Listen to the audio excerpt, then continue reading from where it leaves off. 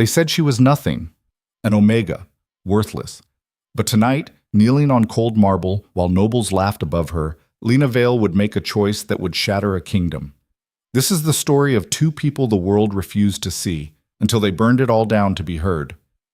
Stay until the end to find out how a mute prince and a servant girl brought an empire to its knees. And tell us in the comments, what city are you watching from? The marble was cold. It was always cold. Lena Vale's knees had gone numb an hour ago, but she kept scrubbing. The rag in her hand was filthy, the water in her bucket darker than the stone itself, but she worked the same spot over and over because stopping meant being noticed, and being noticed meant trouble. Above her, chandeliers blazed with 1,000 candles. Music drifted through the great hall of the Silver-Fanged Dominion, violins and laughter, the clink of crystal glasses, the rustle of silk gowns worth more than her life. The Midwinter Gala, the event of the season. Every high-ranking wolf in the kingdom had come to see and be seen, to scheme and seduce, to remind each other who mattered. Lena didn't matter. She was an omega, the lowest rank in a society obsessed with bloodlines and power. No family name, no pack affiliation, no future, just a brand on her wrist, a crude circle burned into her skin when she was 12, and a list of rules she had to follow or starve. Rule 1. Stay invisible. She was good at it. Years of practice. She knew how to move through a room without drawing eyes, how to make herself small, how to breathe quietly. She'd perfected the art of disappearing in plain sight. But tonight, something was different. She felt it the moment she entered the hall, a prickling awareness at the back of her neck, a sense that someone was watching. She kept her head down, wrung out her rag, and scrubbed harder. Pathetic, a voice said above her. Lena froze.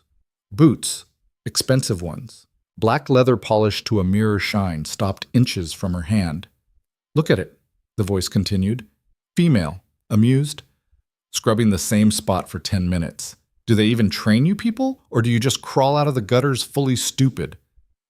Laughter rippled around her. Lena didn't look up. She knew better. I asked you a question, Omega. The toe of the boot nudged her hand. Not hard, just enough to make the point. Lena's jaw tightened, but she swallowed the anger, buried it deep where it couldn't get her killed. Apologies, my lady, she said quietly. I'll move. You'll move when I tell you to move. More laughter. Lena recognized the voice now. Lady Cassia Vex, daughter of the High Chancellor, beautiful, cruel, and untouchable, the kind of woman who could ruin your life for sport and sleep soundly afterward. Lena started to shift to the side, but the boot pressed down on her fingers. Not hard enough to break anything, just enough to hurt. Did I say you could move? Lena's breath hitched. Pain radiated up her hand, sharp and bright. She bit the inside of her cheek until she tasted blood. Cassia. Another voice, male, bored. Leave the help alone. You're making a scene. I'm making a scene?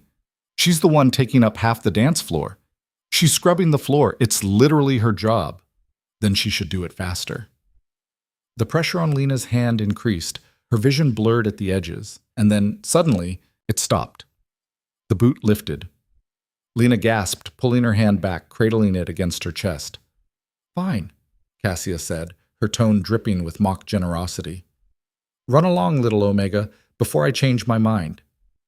Lena grabbed her bucket and scrambled to her feet, keeping her eyes down. She could feel the stairs burning into her back as she hurried toward the servants' corridor, her heart hammering, her hand throbbing. She didn't look back. She never looked back. But if she had, she might have seen him. Prince Rowan Thorne, standing at the edge of the crowd, watching. The servants' quarters were a world away from the glittering hall. Here, the walls were bare stone. The air smelled like sweat and old soup. The only light came from tallow candles that smoked and sputtered, casting everything in shades of gray. Lena dumped her bucket in the washroom and leaned against the wall, cradling her bruised hand. Her fingers were already swelling. Let me see. She looked up. Mira stood in the doorway, arms crossed, her face set in that particular expression that meant she was about to lecture. It's fine, Lena said. It's not fine. Let me see. Lena sighed and held out her hand. Mira took it gently, examining the bruises already blooming across her knuckles. Cassia Vex? Mira asked. Who else? That woman is a plague. She's a noble. It's her right. Mira snorted. Her right to be a sadistic bitch? Her right to do whatever she wants to people like us. Mira didn't argue. They both knew it was true. In the Silver Fang Dominion, rank was everything. Alphas ruled, betas served, omegas survived, if they were lucky. Mira pulled a small tin from her apron pocket and dabbed a foul-smelling salve onto Lena's knuckles. You need to be more careful. I was being careful. You were scrubbing the same spot for 10 minutes in the middle of a ballroom. That's not careful. That's asking for trouble. I was trying to stay out of the way. Well, it didn't work. Look, Mira capped the tin and shoved it back into her pocket. You need to learn when to run, Lena. Pride isn't worth your life. Lena wanted to argue, but she was too tired. Her hand hurt, her back hurt, everything hurt. How's Finn? She asked instead, changing the subject. Mira's expression darkened. The same. Has the healer... We can't afford the healer, you know that. Lena's chest tightened. Finn, her little brother, 10 years old and sick with something the palace physicians called wasting fever, a fancy name for a slow death. The treatment existed, a tincture made from silverleaf root. Expensive, far beyond what a servant could afford. But Lena was trying. She took every extra shift she could. She skipped meals. She sold the few possessions she had. It wasn't enough. It was never enough. I'll figure something out, Lena said quietly. Mira's eyes softened. Lena, I will. You can't save everyone. I can save him. Mira didn't respond. She just squeezed Lena's shoulder and walked away, leaving her alone in the flickering candlelight. Lena closed her eyes and let herself feel it. The exhaustion, the fear, the crushing weight of a world that had decided she didn't matter. And then she buried it. She had work to do. The palace had a rhythm.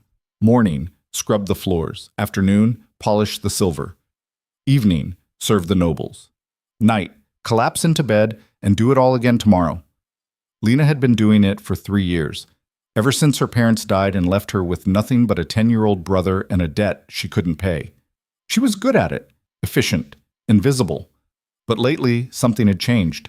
She kept seeing him. Prince Rowan Thorne, the second son, the spare, the one nobody talked about. He was tall, dark-haired, and handsome in a way that would have made him the center of attention in any other family. But in the Thorne dynasty, being handsome wasn't enough. You had to be powerful, you had to be heard, and Rowan couldn't speak. He'd been born mute. Some said it was a curse, others said it was a sign of weakness in the bloodline. Either way, the result was the same. He was invisible. Just like her. Lena first noticed him a month ago. She'd been carrying a tray of glasses through the west wing when she saw him standing by a window, staring out at the gardens. Alone. Always alone. She'd kept walking. It wasn't her business. But she kept seeing him. In the library, reading, in the hallways, ignored by passing courtiers. In the throne room, standing behind his father and brother like a piece of furniture. And he kept seeing her. She didn't know when it started, but she'd catch him watching her sometimes. Not in the way the nobles watched servants, with contempt or indifference, but with something else. Curiosity, maybe, or recognition. Tonight she was carrying linens through the portrait gallery when she saw him again. He was standing in front of a massive painting of his mother, Queen Alara, dead 10 years now. Officially, she'd fallen from a horse. Unofficially, nobody talked about it. Rowan stood perfectly still, his hands clasped behind his back, his expression unreadable. Lena hesitated. She should keep walking, stay invisible. But something made her stop. Maybe it was the way he stood, alone in a palace full of people. Maybe it was the fact that she understood exactly how that felt. She set down the linens and stepped closer. He didn't turn, but she saw his shoulders tense. He knew she was there. Lena cleared her throat softly. She was beautiful. Silence. Of course. He couldn't respond. Lena felt her face flush, stupid. She should go, but then his hand moved. Slowly, deliberately, he raised it and touched his chest, then pointed to the painting. Lena frowned. She didn't understand. He repeated the gesture. Chest, painting. And then it clicked. He was trying to communicate. Lena's heart started to race. She'd heard about this. Sign language. Some of the northern packs used it. She'd never learned it, but she'd seen it once or twice. She raised her own hand, mimicking his gesture. Chest, painting, a question. Your mother? Rowan nodded. Something shifted in Lena's chest. A small, fragile thing. Connection. She pointed to herself, then to the painting. Beautiful. Rowan's expression softened. He nodded again. They stood there for a long moment, two invisible people in an empty hallway, speaking a language nobody else bothered to learn. And then footsteps echoed down the corridor. Rowan's hand dropped.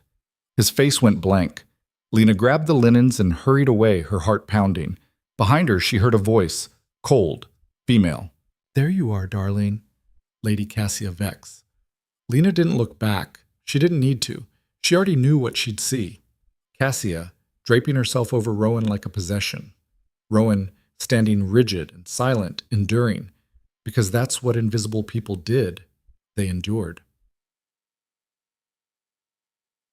The announcement came 3 days later. Prince Rowan Thorne was to be wed. His bride, Lady Cassia Vex. The engagement would be announced at the spring equinox ball. The wedding would follow within the month. Lena heard the news in the kitchens, along with everyone else. The head cook was practically vibrating with excitement. A royal wedding! Can you imagine? The cake alone will be 6 tiers, and the flowers. They're bringing in orchids from the southern provinces. Lena's stomach turned. She thought about Rowan, standing alone in the portrait gallery, communicating in a language nobody else spoke. And now he was being sold to the woman who'd ground Lena's hand into the floor for sport. It's a good match, one of the junior maids said. Lady Cassia is from one of the oldest families. Her father practically runs the kingdom. She's also a viper, Mira muttered. She's perfect, the cook snapped. And you do well to remember your place. Mira's jaw tightened, but she said nothing. Lena excused herself and slipped out into the corridor. She needed air. She found herself walking toward the east wing, toward the gardens. She didn't plan it. Her feet just carried her there. And that's where she found him. Rowan was sitting on a stone bench beneath a willow tree, staring at nothing. Lena should have turned around. She should have left him alone. But she didn't. She walked over and sat down beside him. He didn't look at her, but she felt him tense. For a long time, neither of them moved. And then Lena spoke. I'm sorry. Rowan's head turned slightly, a question. About the marriage, Lena clarified. I'm sorry. He looked away. Lena bit her lip. I know it's not my place. I'm nobody. I'm just... Rowan's hand moved. He touched his chest, then pointed to her. Lena's breath caught. You, me, the same. Her eyes stung. She nodded. They sat in silence, two invisible people under a willow tree, while the world spun on without them. And for the first time in a long time, Lena didn't feel quite so alone. Over the next 2 weeks, it became a routine. Every evening, after her shift, Lena would slip into the gardens. And every evening, Rowan would be there. They didn't talk much. He couldn't, and she didn't know what to say. But they communicated. He taught her signs. Simple ones at first. Hello, thank you. Tired. She was a quick study, and he was a patient teacher. Slowly, haltingly, they built a language between them, and with it, something else. Trust. Rowan told her things he couldn't tell anyone else. About his mother. About the way his father looked through him like he wasn't there. About the weight of being invisible in a family obsessed with power. Lena told him about Finn. About the wasting fever. About the impossibility of saving him. And one night, Rowan did something that changed everything. He reached into his coat and pulled out a small leather pouch. He pressed it into Lena's hand. She opened it. Inside were gold coins, enough to pay for Finn's treatment 10 times over. Lena's hands shook. I can't. Rowan's fingers moved. Yes, you can. This is too much. If someone finds out, let me help. Tears burned down Lena's cheeks. Nobody had ever helped her. not without wanting something in return. But Rowan didn't want anything. He just saw her, and that was everything. "Thank you," she whispered. Rowan nodded. Then slowly he reached out and wiped a tear from her cheek. His touch was gentle, careful, and in that moment, something shifted between them, something dangerous. The spring equinox ball arrived like a storm. The palace was chaos. Servants running in every direction, nobles arriving in carriages that gleamed like jewels. The smell of perfume and roasted meat thick in the air. Lena worked the kitchens, hauling trays and dodging elbows, trying not to think about what was happening upstairs. The engagement announcement. Rowan and Cassia. Her stomach churned. Around midnight, she slipped away. She told herself she just needed air, but her feet carried her toward the ballroom. She stopped in the shadows of the upper gallery, looking down at the scene below. It was like something out of a dream. 1,000 candles, music swelling, dancers spinning in perfect formation. And in the center of it all, Rowan. He stood beside Cassia, stiff and silent in a black formal coat. Cassia clung to his arm, radiant in crimson silk, smiling like a cat with a canary. The king raised his glass. "To my son, Rowan, and his bride-to-be, Lady Cassia Vex, may their union strengthen our kingdom and bring honor to both houses." The crowd erupted in applause. Lena's chest felt like it was caving in. She turned to leave and found Rowan looking directly at her, across the ballroom, through the crowd, their eyes locked. And she saw it. Desperation. "Help me." Lena's breath stopped, and in that moment she made a decision. A stupid, reckless, impossible decision. She was going to get him out. It took 3 days to plan. 3 days of careful observation, of memorizing guard rotations and mapping exit routes, of stealing supplies and hiding them in places no one would look. Mira thought she'd lost her mind. "You're going to get yourself killed," she hissed, "and him, and probably me for knowing about it." "Then don't know about it," Lena said calmly. "It's too late for that." "I have to do this." "Why?" Lena didn't have a good answer. Or maybe she did, and she just couldn't say it out loud. "Because he saw me. Because for the first time in my life, I'm not invisible. Because I can't watch him be caged."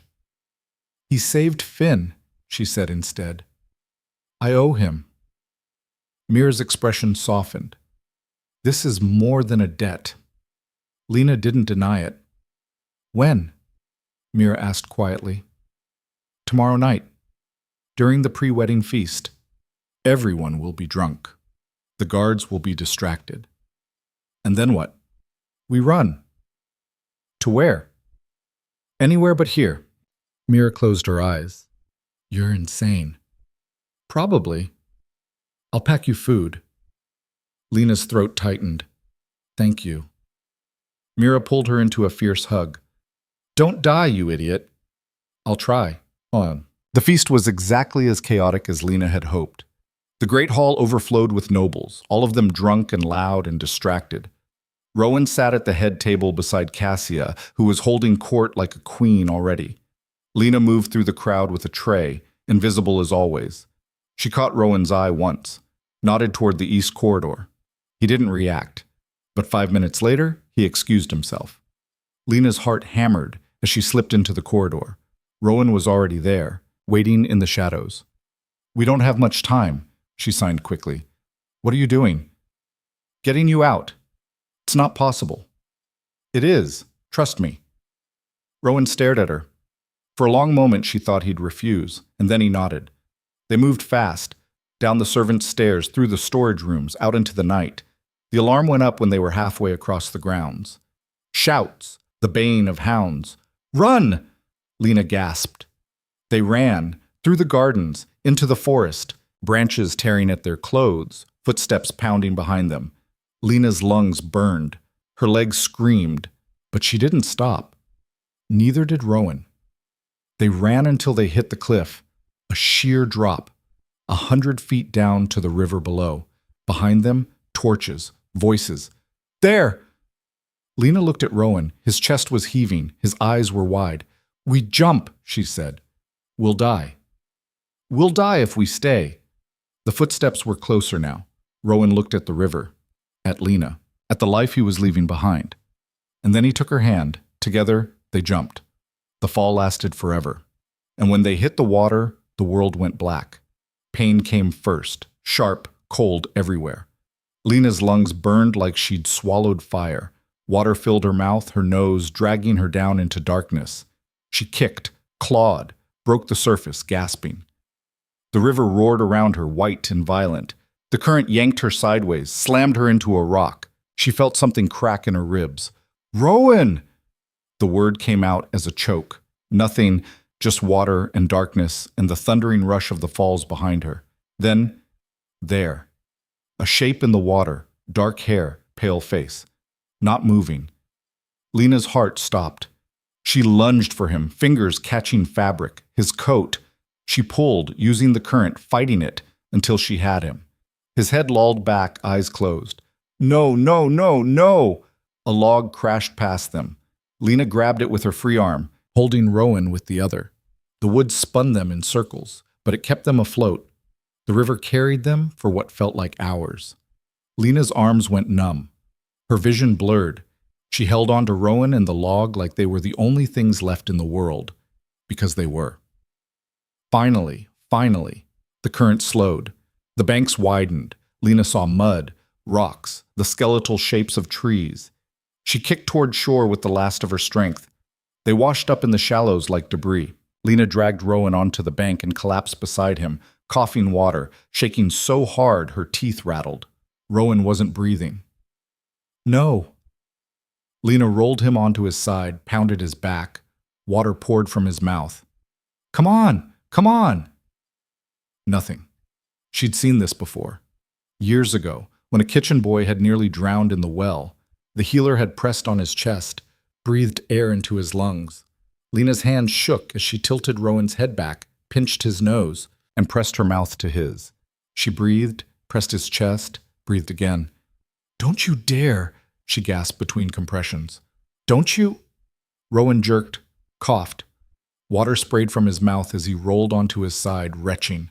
Lena sagged with relief so intense it hurt. Rowan's eyes opened, unfocused, confused. Then they found her face. His hand moved weakly. "I'm here," Lena said, her voice cracked. "We're alive." Rowan's expression crumpled. He tried to sit up and immediately fell back with a groan, clutching his shoulder. Lena saw blood seeping through his shirt. "Let me see." She peeled back the fabric carefully. A gash ran from his shoulder to his collarbone, deep and ugly. He must have hit something on the way down. "We need to stop the bleeding." Lena looked around frantically. They had nothing. No supplies, no shelter, just wet clothes and the forest pressing in on all sides. She tore a strip from her underskirt and wrapped it around Rowan's shoulder, pulling it tight. He hissed in pain but didn't pull away. "Can you stand?" she asked. He nodded, though his face had gone gray. Lena helped him to his feet. They swayed together, two drowned rats barely upright. "We need to move," she said. "They'll be looking for us." Rowan's hand trembled as he signed. "Where?" Lena looked at the forest, dense, dark, unfamiliar. "Away," she said.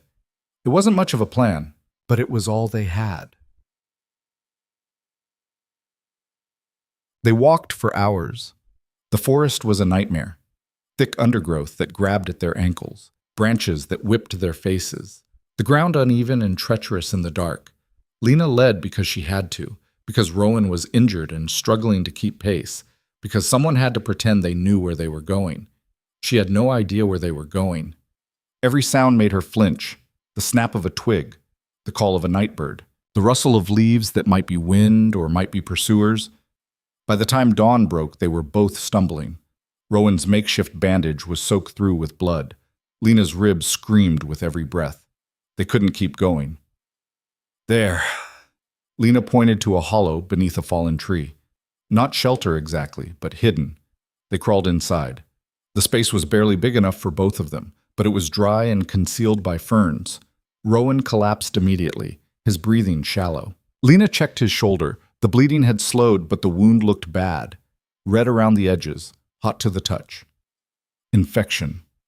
Fear twisted in her gut. She had nothing to treat it with, No herbs, no clean water, no supplies. She'd saved him from drowning only to watch him die slowly in the woods. "Stay awake," she said, shaking his good shoulder gently. Rowan's eyes fluttered open. He looked at her with an expression that made her chest ache. "Sorry." "Don't," Lena said fiercely. "Don't apologize. We're going to be fine." It was a lie. They both knew it, but Rowan nodded anyway. Lena sat back against the tree trunk, every muscle screaming. Her mind raced. They needed food, water, medicine, and they needed to keep moving before the trackers found them, because the Dominion didn't let its property escape, especially not a prince. Listen. Lena woke to voices. She jerked upright, heart hammering. Beside her, Rowan was still asleep, his face pale and slick with sweat. The voices were close, male, rough. "Tracks end at the river. Either they drowned or they made it across. The prince can't swim with an injury like that. They're dead. Lord Vex wants proof. We keep searching." Lord Vex, Cassia's father, the High Chancellor. Of course he'd sent trackers. Lena's hands shook as she pressed herself against the hollow's back wall, pulling ferns over their hiding spot. The voices moved closer. "Check the banks again. If they washed up, we'll find bodies." Footsteps. Heavy boots crunching through underbrush. Lena held her breath.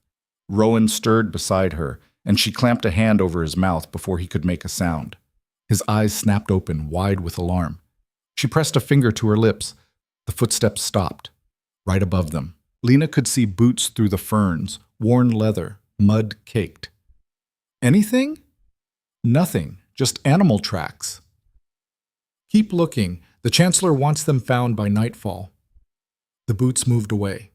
Lena waited until the voices faded completely before she released Rowan. He was trembling, whether from fear or fever she couldn't tell. "We have to move," she whispered. "Can't." His hands moved weakly. "You can. You have to. Leave me." "Not happening." "Lena, I didn't jump off a cliff to leave you in a hole." Her voice was harsh. "So shut up and get up." Rowan stared at her. Then slowly, he nodded. It took 10 minutes to get him out of the hollow. Every movement made him gasp. His shoulder was worse, swollen, angry red spreading down his arm. But he stood, and he walked. Lena supported as much of his weight as she could, which wasn't much. She was half his size and just as battered, but they moved. One step, then another, away from the voices, deeper into the forest. By midday, they were lost. The trees all looked the same. The sun barely penetrated the canopy. Lena had no idea which direction they were heading. North, maybe, toward the borderlands, or south, toward the coast, or in circles. Rowan collapsed against a tree, sliding down to sit. His face was gray, his breathing ragged. "Water," Lena said. "We need water." She left him there and searched. 5 minutes of panic-fueled scrambling through the brush before she found it, a narrow stream, clear and cold. She filled her cupped hands and brought it back, holding it to Rowan's lips. He drank desperately, water spilling down his chin. "More?" she asked. He shook his head. Lena sat beside him, her own thirst screaming, but she forced herself to wait, to let him have his fill first. When she finally drank, the water tasted like heaven. "We need food," she said, more to herself than to him. Rowan's eyes were closed. His breathing had evened out slightly. Lena looked at the forest. She knew nothing about survival. She'd spent her entire life inside palace walls. The wilderness was as foreign to her as the moon. But she had to try. She spent an hour gathering what she could. Mushrooms that might be edible, roots that looked familiar, berries she wasn't sure about. When she returned, Rowan was awake, but barely. "Eat," she said, offering him a handful of berries. He looked at them, then at her. "Poison? Maybe. Maybe not. Don't. We'll starve if we don't." Rowan's hand shot out and knocked the berries from her palm. "What?" He pointed at them, then made a gesture she didn't understand. "I don't know what you're saying." Rowan grabbed a stick and scratched in the dirt. A crude drawing. A skull. Poison. Lena's stomach dropped. How do you know? He pointed to his eyes, then to the forest. He'd seen them before, probably on a hunt with his family. Lena looked at the scattered berries. Beautiful. Red. Deadly. Thank you, she whispered. Rowan nodded weakly. They ate the mushrooms instead. They tasted like dirt and made Lena's stomach cramp, but they didn't kill them. Small victories. Night fell like a hammer. The temperature dropped. Lena had no way to make a fire, and even if she did, the smoke would give them away. They huddled together for warmth beneath a stand of pines. Rowan was shaking uncontrollably now, his fever spiking. Lena held him, trying to share what little body heat she had. Stay with me, she murmured. Just stay with me. Rowan's hand found hers in the dark. His fingers were ice cold. Why? He signed against her palm. Why what? Why did you do this? Lena was quiet for a long time. She could lie. Say it was gratitude, repayment for Finn's medicine. But they were dying in the woods together. Lies seemed pointless. Because you saw me, she said quietly, and I couldn't let them cage you. Rowan's grip on her hand tightened. In the darkness, she felt him lift her hand to his chest. His heartbeat thudded weakly beneath her palm. Thank you. Lena's eyes burned. Don't thank me yet. We're not out of this. But they both knew the truth. They were dying. Slowly. Painfully. But dying. Dawn came with rain. Cold, miserable, soaking them within minutes. Rowan's fever had broken sometime in the night, but he was weaker now. He could barely lift his head. Lena knew they were out of time. I'm going to find help, she said. Rowan's eyes widened. No, I have to. Too dangerous. You're dying. You'll be caught. Then I'll be caught. Her voice was fierce, but I'm not watching you die. Rowan tried to sit up and failed. His hand moved desperately. Please, stay. I'll come back, Lena promised. I swear. She didn't give him a chance to argue. She stood and walked into the rain before she could change her mind. The forest was a blur of gray and green. Lena moved as fast as her battered body would allow, following the stream downhill.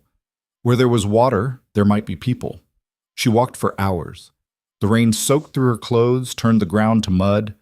She fell twice, scraping her hands bloody, but she kept going, because Rowan was dying, and she'd promised. Finally, through the trees, she saw smoke. A chimney, a roof, a cabin. Lena's heart leapt. She stumbled toward it, tripping over roots, barely keeping her feet. The cabin was small, old, smoke curled from a stone chimney. Someone was home. Lena raised her hand to knock, and the door swung open. An old woman stood in the doorway. Gray hair, sharp eyes, a knife in her hand. Who are you? The woman demanded. Lena's mouth opened. Nothing came out. The woman's eyes narrowed. You're bleeding and half drowned. What happened? Please, Lena managed. My friend, he's injured, dying. I need what? A healer? Anything, please. The woman studied her for a long moment. Then she stepped aside. Get in before you freeze to death. Lena nearly collapsed with relief. Thank you, thank you. Don't thank me yet. The woman closed the door. Now, tell me why the Dominion's trackers are combing the forest for a mute prince and an Omega girl. Lena's blood turned to ice. The woman smiled grimly. That's right. I know who you are. The whole kingdom knows. There's a bounty on your heads. Lena's hand moved toward the door. Don't bother running, the woman said. You won't make it 10 steps. Sit down. Lena sat. The woman poured something hot and bitter into a cup and shoved it into Lena's hands. Drink. Lena drank. The liquid burned all the way down. Now, the woman said, you're going to tell me everything, and then I'm going to decide whether to help you or turn you in. Lena's hands shook around the cup. Why would you help us? The woman's expression hardened. Because 20 years ago, the Dominion took my daughter, called her defective, Omega trash, sent her to the labor camps. She pulled up her sleeve. On her wrist was a brand, a circle, just like Lena's. I know what it's like to be invisible, the woman said quietly. And I know what it costs to run. So talk. You've got 5 minutes to convince me you're worth the risk. Lena looked into the woman's eyes, saw anger there, and pain, and something else, hope. She took a breath, and she talked. The woman's name was Kara. She listened without interrupting. When Lena finished, Kara sat back, her expression unreadable. You jumped off Widow's Drop. Yes, and survived. Barely. And now you want me to help you save a prince. Yes. Kara laughed. It was a harsh, bitter sound. You're either the bravest person I've ever met or the stupidest. Probably both. Kara stood. Wait here. She disappeared into a back room. Lena heard the sound of drawers opening, glass clinking. When Kara returned, she carried a leather satchel. Silverleaf root, she said, pulling out a bundle of dried herbs. For infection, willow bark for fever, clean bandages, and this, she held up a small vial of dark liquid. Sedative. If the wound's as bad as you say, he'll need it when I clean it. Lena's throat tightened. You're helping us. I'm helping you not die in my forest, Kara said sharply. After that, you're on your own. Thank you. Save it. Can you find your way back? I think so. Then go. I'll follow. If your prince is as bad as you say, we need to move fast. Lena grabbed the satchel and ran. Rowan was unconscious when they found him. Lena's heart seized. She dropped to her knees beside him, pressing her fingers to his throat. Pulse. Faint. But there. He's alive, she gasped. Kara knelt beside her, already pulling out supplies. Barely, get that shirt off him. Together, they peeled away the blood-soaked fabric. The wound was worse than Lena had thought, swollen, oozing, the skin around it mottled red and black. He should be dead, Kara muttered. Can you save him? Maybe. Hold him down. Lena braced Rowan's shoulders as Kara poured the sedative between his lips. He choked, sputtered, but swallowed. Give it a minute, Kara said. They waited. Rowan's breathing slowed, deepened. Then Kara went to work. She cleaned the wound with something that made Rowan jerk even in his drugged sleep. Lena held him down, whispering apologies, promises, anything to fill the terrible silence. Kara packed the wound with silverleaf paste and wrapped it tightly. He'll live, she said finally. If the infection doesn't spread, if he doesn't develop fever sickness, if... He'll live, Lena said firmly. Kara gave her a long look. You love him. It wasn't a question. Lena opened her mouth to deny it, but the words stuck in her throat. Did she love him? She barely knew him, but she'd risked everything for him, jumped off a cliff, watched him nearly drown, held him while he burned with fever. And when he looked at her, she felt seen. For the first time in her life, she felt like she mattered. Yes, she said quietly. Kara nodded. Then you're both fools. Love won't save you from the trackers. What will? Distance and luck. Kara stood, brushing off her knees. You can't stay here. The Dominion will widen their search. When they do, they'll find my cabin. Where do we go? Kara hesitated. Then she sighed. 3 days north, there's a settlement, outcasts mostly. People the Dominion threw away. They don't ask questions. Will they take us in? If you can work. And if you don't cause trouble. Lena looked at Rowan, pale, unconscious, broken. He can't travel. Then you'll have to carry him. I can't. You jumped off a cliff, Kara said flatly. You can do this. Lena wanted to argue, but Kara was right. She'd come too far to give up now. We leave tomorrow, Kara said. I'll get you as far as the border. After that, you're on your own. Why are you helping us? Lena asked. Kara's expression softened, just for a moment. Because my daughter didn't make it out, she said quietly. But maybe you will. They left at dawn. Rowan could walk, barely. Lena and Kara supported him between them, moving slowly through the forest. The rain had stopped, but the ground was treacherous with mud. Every step was agony, but they moved. By midday, Kara stopped. "This is as far as I go." Lena looked around. They were at the edge of the forest. Beyond lay open grassland, rolling hills that stretched to the horizon. "The settlement is 2 days north," Kara said. "Follow the river. Don't stop. Don't light fires. The Dominion patrols the borderlands." "Thank you," Lena said, "for everything." Kara pressed a small bundle into her hands. "Food. Enough for 3 days if you're careful. And this?" She handed Lena a knife, old but sharp, "in case you run into trouble." Lena took it, her hands shaking. Kara turned to leave, then paused. "One more thing. The settlement, it's not kind. People there have been hurt. They don't trust easily. You'll have to prove yourself." "How?" "By surviving." And then she was gone, disappearing into the trees like smoke. Lena looked at Rowan. His eyes were clear now, though his face was still pale. "Ready?" she asked. He nodded. They stepped out of the forest together and into the unknown. The first day was hell. The open grassland offered no shelter, no shade. The sun beat down on them until Lena's head pounded and her vision swam. Rowan stumbled every few steps. His shoulder was bleeding again, seeping through the bandages. But he didn't stop. Neither did she. They walked until sunset, until the horizon turned gold and red, and their shadows stretched long behind them.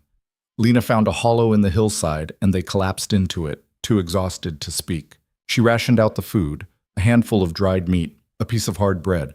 It wasn't enough, but it would have to be. Rowan ate slowly, his eyes distant. Then his hand moved.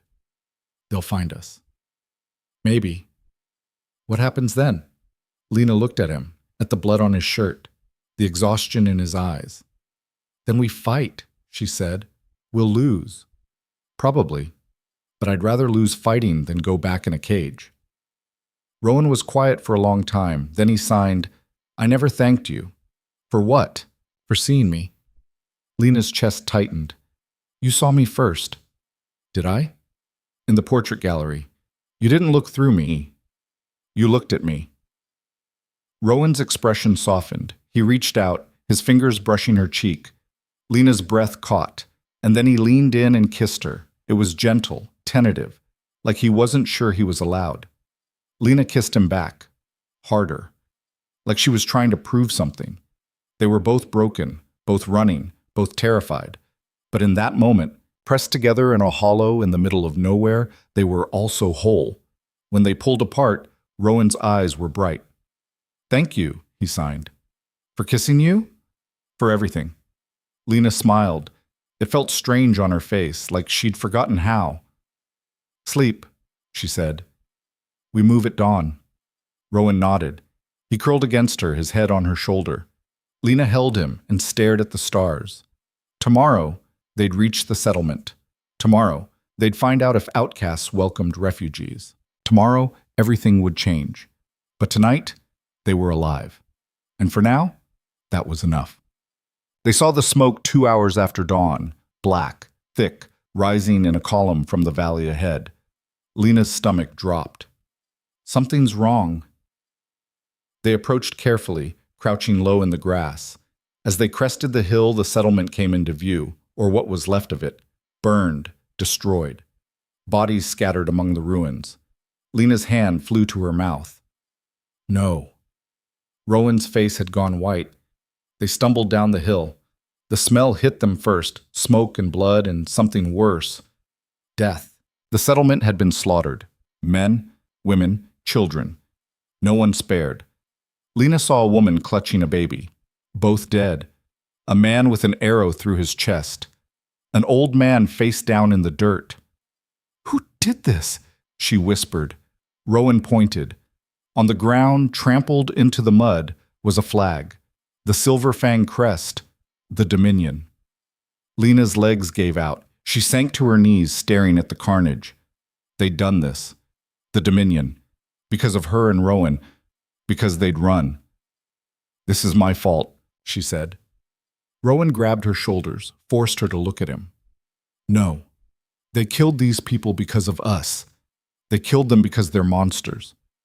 We should have stayed. We should have. Rowan pulled her against him, holding her while she shook. But he couldn't make the guilt go away, because Lena knew the truth. The Dominion would burn the world to get them back, and they'd only just begun. Lena pulled away from Rowan, wiping her face with the back of her hand. Her eyes were dry now. Crying wouldn't bring these people back. Nothing would. "We can't stay here," she said, her voice rough. Rowan nodded, but as he turned to leave, something caught his eye. He moved toward one of the burned buildings, stepping carefully over debris. "What are you doing?" Lena called. He didn't respond, just disappeared into the ruins. Lena followed, her heart pounding. The building had been some kind of meeting hall. Charred beams lay across the floor. Smoke still curled from the corners. Rowan was kneeling beside a body. An old man, his face weathered and kind even in death. In his hand was a piece of paper. Rowan pulled it free carefully and unfolded it. His eyes widened. "What is it?" Lena asked. Rowan handed it to her. It was a map, hand-drawn, detailed. It showed the borderlands, the forest, the river, and beyond that, a series of settlements marked with small circles. At the top, written in careful script, "Safe houses for those who run." Lena's hands trembled. "There are more. More places like this." Rowan pointed to one of the circles. It was marked with a star and a single word, Ironhold. "You think that's where we should go?" Lena asked. Rowan nodded. Lena studied the map. Ironhold was marked at least a week's journey north, through terrain that looked brutal. Mountains, narrow passes, areas marked with warnings she couldn't read. But it was a chance. "Okay, she said. "We go to Ironhold." Rowan stood, tucking the map into his coat. Then he paused, looking at the old man's body. His hands moved slowly. "We should bury them." "We don't have time. They deserve justice," Lena said sharply.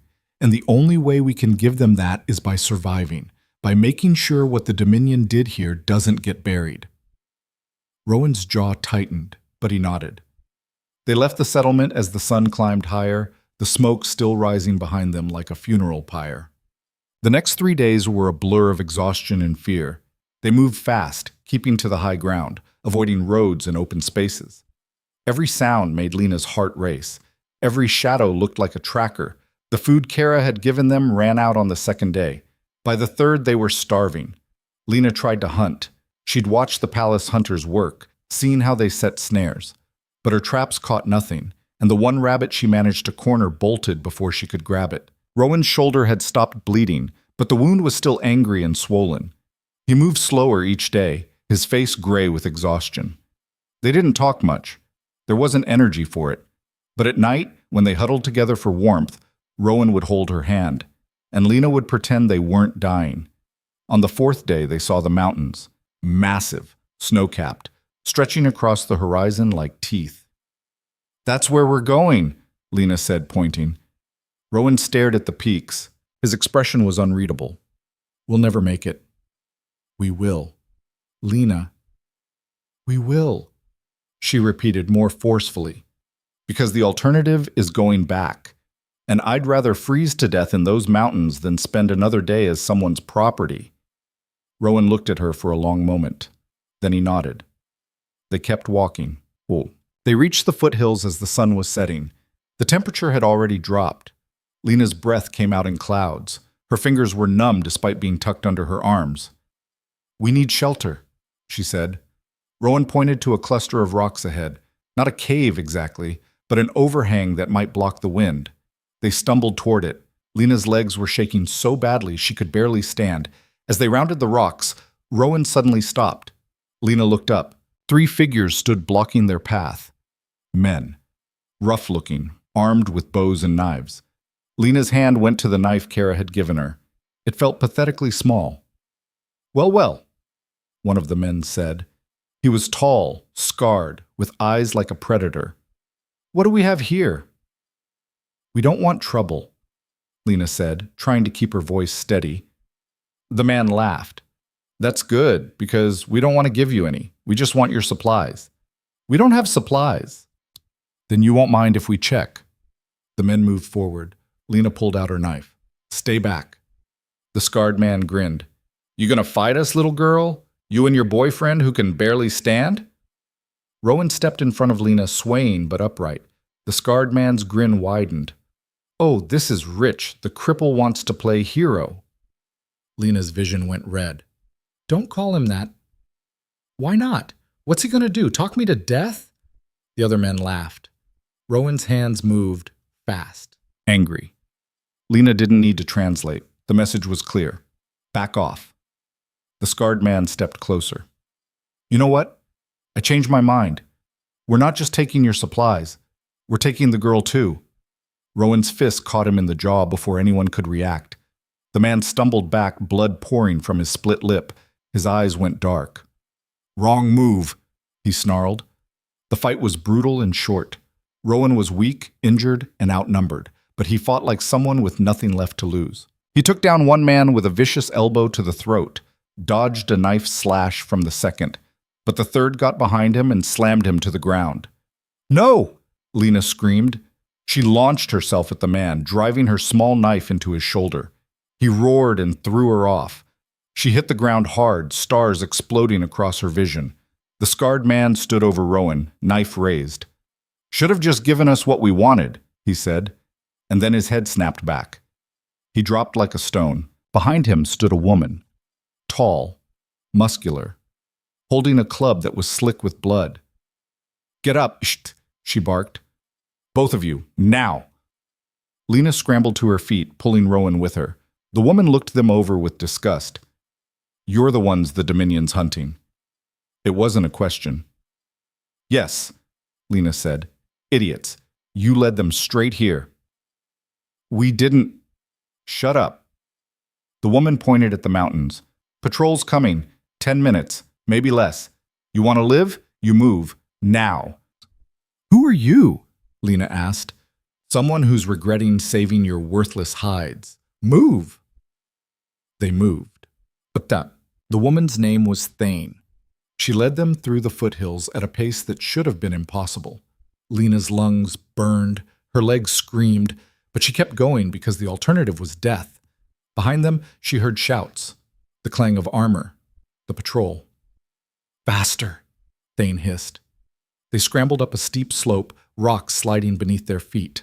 Rowan fell twice. Each time Lena hauled him up, adrenaline giving her strength she didn't know she had. At the top of the ridge, Thane stopped. She cupped her hands around her mouth and made a sound, low, guttural, like a bird call, but wrong. 3 seconds later, an answering call echoed from the rocks ahead. This way, Thane said. They followed her into a narrow crevice between two boulders. It looked like nothing, just a gap in the rock, but it opened into a tunnel. Dark, cold, descending into the earth. Where does this go? Lena asked. Somewhere they won't find you. Keep quiet. Stay close. They walked for what felt like hours. The tunnel twisted and turned, sometimes so narrow they had to walk sideways. Lena lost all sense of direction. Finally, light appeared ahead. Not sunlight, firelight. They emerged into a cavern, and Lena's breath caught.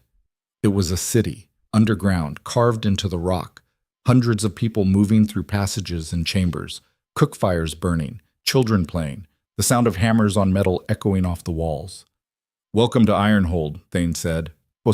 Ironhold wasn't a settlement, it was a fortress. Built into the mountain itself, connected by tunnels and chambers that went down for miles. Defensible. Hidden. Impossible to find if you didn't know where to look. And filled with people the Dominion had thrown away. Omegas with brands on their wrists. Betas who'd refused to serve. Even a few alphas who'd committed the unforgivable sin of loving the wrong person. Outcasts, rebels, survivors. Thane led them through the caverns to a central chamber where a fire burned in a pit carved from the floor. Around it sat a council of sorts, 7 people, all scarred and hard-eyed. Found these two running from a patrol, Thane said. The prince and the Omega everyone's talking about. A murmur ran through the council.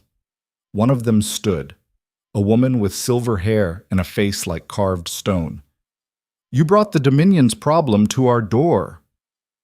They were going to die out there, Thane said. Better them than us.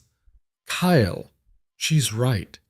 The speaker was a man with one eye and burn scars covering half his face. The Dominions turned the borderlands into a war zone looking for these two. Every settlement between here and the capital has been razed. Hundreds dead. Lena's stomach turned. We didn't know. Doesn't matter what you knew, the man said. Matters what you cost us. We'll leave, Lena said quickly. We don't want to bring trouble. Too late for that, Hale said. The question is what we do with you now. Silence fell over the chamber. Rowan stepped forward. His hands moved. Nobody understood. Frustration flashed across his face. He looked at Lena. He says we can help, Lena translated. We know things about the Dominion, about the palace, about their defenses. And what good does that do us? Kael asked. Information is power, Lena said. You let us stay. We'll give you everything we know. Everything?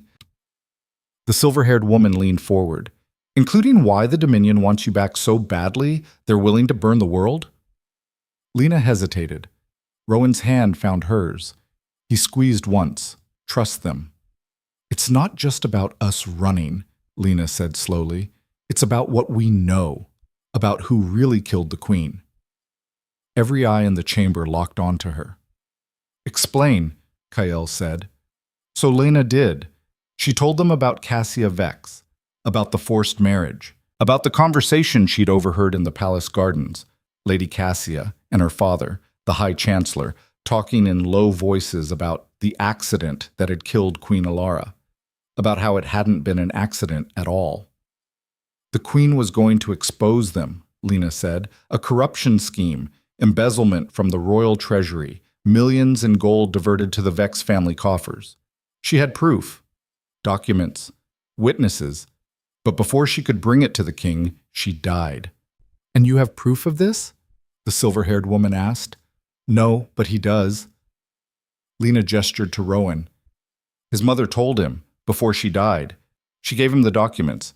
He's been hiding them for 10 years, waiting for the right moment. Rowan's jaw tightened, but he nodded. It was a lie, a complete fabrication, but it was also their only chance. The council exchanged looks. Even if it's true, Kael said, what do you want us to do about it? Help us get back to the capital, Lena said. Help us expose them. Bring down the Vex family. Show the kingdom what the Dominion really is. That's suicide. Maybe, but it's also justice. Kael laughed. It was a harsh, bitter sound. Justice. You think we care about justice? We care about survival. Then you're just like them, Lena shot back. You've built your own cage, just underground instead of in a palace. The chamber went silent. Kael's face darkened. Watch your mouth, girl. Or what? You'll kill us? The Dominion's already trying to do that. At least if we die fighting back, it means something. Lena, Thane warned. But Lena was past caring. Exhaustion and rage and grief had burned away her fear. You all ran, she said, her voice rising. You all hid, and I understand why. But hiding doesn't stop them. It just gives them more power, more victims. If we don't fight back, nothing changes. Ever. And you think 2 runaway kids can change the world? Kael asked. No, Lena said. But I think 1,000 outcasts with nothing left to lose might have a chance. Silence. Then the silver-haired woman spoke. I vote we hear them out. The debate lasted for hours. Some on the council wanted Lena and Rowan gone immediately. Others saw an opportunity. A few just wanted blood. In the end, it came down to a vote, 4-3. They could stay. But there were conditions. You work, Kael said. Everyone works here, no exceptions. We will, Lena said. And you prove yourselves. Show us you're worth the risk. How? Kael smiled coldly. There's a supply caravan coming through the pass in 3 days. Dominion soldiers guarding it. Food, medicine, weapons. We've been planning to hit it for weeks. You help with the raid, you earn your keep. Lena's throat went dry. A raid? Problem? She looked at Rowan. His face was pale, but he nodded. No problem, Lena said. Good. Thane will train you. Don't disappoint us. The council dispersed, leaving Lena and Rowan standing by the fire. "What did we just agree to?" Lena whispered. Rowan's hands moved. Survival. "We're going to die." "Maybe, but not today." Lena wanted to laugh, or cry, or both. Instead, she just leaned against him, too tired to hold herself up anymore. "We need to rest," she said. Thane appeared beside them. "Follow me." She led them through the tunnels to a small chamber carved into the rock. 2 bedrolls, a bucket of water, a candle. "It's not much," Thane said. "It's perfect," Lena said. Thane studied them both. "You two are either very brave or very stupid." "Both," Lena said. "Definitely both." Thane almost smiled. "Get some sleep. Training starts at dawn." She left, pulling a curtain across the entrance. Lena collapsed onto one of the bedrolls. Every muscle in her body screamed. Rowan sat beside her, carefully unwrapping the bandage on his shoulder. The wound looked better. Still ugly, but healing. "Let me," Lena said. She cleaned it with water from the bucket and rewrapped it with the last of their clean cloth. When she finished, Rowan caught her hand. His eyes were serious. "The story you told. About my mother. I'm sorry, I had to say something. It's true." Lena froze. "What?" "Not all of it, but some. My mother did suspect the Vex family. She was investigating them. And then she died." "You never said anything." "I was 12. Who would have believed me?" "Do you have proof?" Rowan hesitated.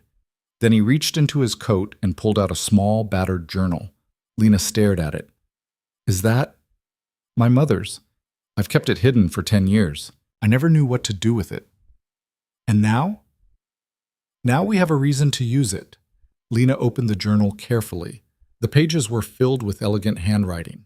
Dates, names, amounts, evidence, real evidence. "This could bring down the High Chancellor," she breathed, "if we can get it to the right people. The Council won't care. They want to survive, not fight." "Then what do we do?" Rowan's expression hardened. "We find someone who will." Training was hell. Thane woke them before dawn and ran them through drills until Lena thought her legs would give out. Hand-to-hand combat, knife work, how to move silently, how to kill quickly. Lena was terrible at all of it. Rowan was worse.